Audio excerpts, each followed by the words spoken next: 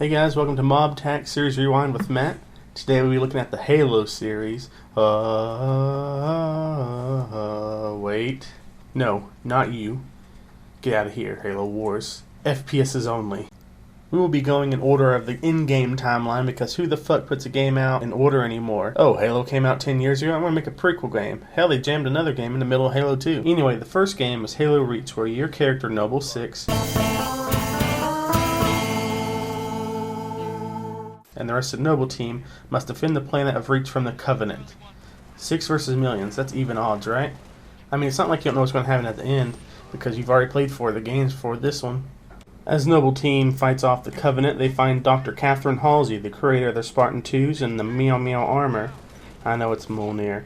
She gives them Cortana, who is very, very important to the rest of the game, so they can take her to the Pillar of Autumn. This is when the shit really hits the fan and Noble team starts dropping like flies. Noble 5 has already sacrificed himself by this point, but then Noble 2, then Noble 1, Noble 4, and finally, after handing off Cortana, Noble 6 dies at the hand of Elite. Wait, 1, 2, 4, 5, 6, where's 3? Oh, he may have survived with Halsey as she's in later games, but who knows. Halo Combat Evolved. Just after the planet reaches burn, the Pillar of Autumn jumps away to escape, only to land near a giant ring full of Covenant and is instantly shot down. Oh, that sounds like my luck. Master Chief and Cortana flee the ship and end up on the ring world. They must fight to survive. Along the way, they rescue soldiers who later get on a Pelican dropship that goes somewhere and try to understand what the ring world is. Then, boom, zombies. A parasitic organism called the Flood shows up and starts turning all the dead into zombies. Look at those disgusting Wait a minute. Is he winking at me? Aw, I mean, those dirty, disgusting monsters. Okay, so it turns out that the Covenant believe the ring is a gateway to the afterlife or something, but it's actually a giant doomsday device that will end all life in the universe. Don't know how you can confuse the two, but it happened. Master Chief stops the ring from firing, blows it up with what's left of the Pillar of Autumn, and escapes on a ship. The Chief and Cortana are the only 2 survivors. After all of that running around saving soldiers who disappeared, they all died. After arriving back at Earth somehow, the Chief is given awards and a new version of the Mjolnir armor. As the ceremony is going on, the Covenant attack. Master Chief and Cortana must once again fight to survive, but this time, Earth is at stake. An arrogant leader of the Covenant makes it past the defenses of Earth and reaches a city called New Mombasa, but then he's surrounded. The Chief is sent to board the ship, but before he can, the Covenant ship starts to jump away. Master Chief follows the Covenant on a ship called Amber Clad. Then he... hold on. Wait, stop. What is that? It's Halo ODST, the game they shoved up the ass of Halo 2, and the only game where you don't play as a Spartan but instead an ODST called Rookie. As the Covenant ship jumps, it causes an explosion which knocks the ODSTs off course as they fly in to fight the Covenant. The Rookie wakes up after his 6-hour nap and must find his team.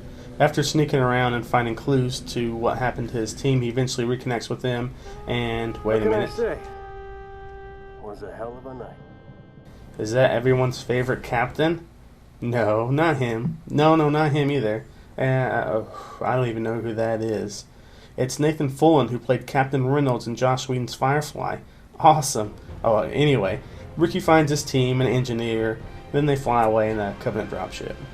Now to finish Halo 2. The Covenant jump and the Chief follows and they end up at another Halo ring. From here it plays similar to Halo Combat Evolved. Fight the Covenant and the Flood, stop the ring from firing, but there's a big difference this time. The Chief has help. The elite known as the Arbiter and the gross sentient intelligence controlling the Flood, the Gravemind, help the Chief stop the ring, but then they learn about the Ark. No, not the ship that the Transformers came to Earth in. It's a control center for the rings and could remotely activate them. At the end of Halo 2, the Chief and Cortana split up as he heads back to stop the Covenant aboard the Forerunner Dreadnought ship. In the finale of the first trilogy, Halo 3, the Chief arrives on Earth, fights more Flood, and then leaves again to head to the Ark. Seems like Earth is a layover planet. Each time Chief needs to go somewhere, it's like, shit, I'm going to have a layover on Earth. It's like LAX or something. On the Ark, Master Chief fights brutes and prophets before deactivating the rings. Shit, I said rings too many times, now Sonic is here. Get out here, Sonic. This is not a video about your shitty games. Go on. Sorry, I need to get some hedgehog traps or something. Okay, where were we? Oh yeah, so deactivating the Halos, Chief and Cortana devise a plan to kill the Flood without killing everyone. The plan is to activate a single Halo installation and get out of there before the explosion. They land aboard the Ford onto Dawn as the ship begins to jump and then the Halo fires. The explosion cuts the ship in half, sending most of it to Earth while leaving the other half to float in space. Can you guess what side the Chief and Cortana were on?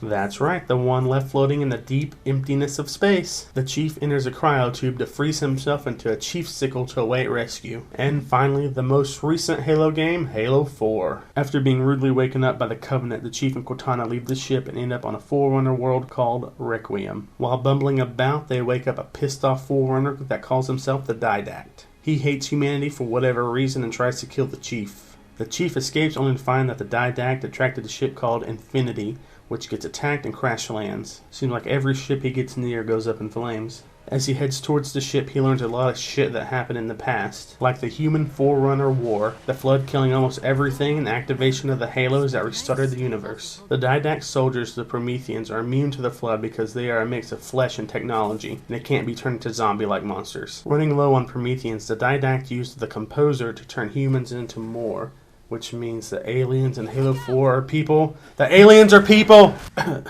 Sorry. So the Chief tries to stop the activation of the Composer, but fails, and more people are converted into Prometheans. Now super pissed, the Chief, with the help of the Infinity, board the Didact ship, plant a nuke on it, and blow it to hell, ending the 4th game. Soon Halo 5 will be released, and so far it looks amazing. From what they said at E3, the campaign will be split into 2 different points of view, Spartan Locke and his team, and Master Chief and his team, similar to Halo 2 with the Chief and the Arbiter. Also, this teaser trailer I'm showing looks badass. It's one of my favorite teasers because this Promethean looks like a giant Kakuna Pokemon with wings. Alright guys, thanks for watching MobTac Series Rewind with Matt. I hope you really enjoyed this video. Please don't forget to like, share, subscribe, and all that good stuff. Thanks.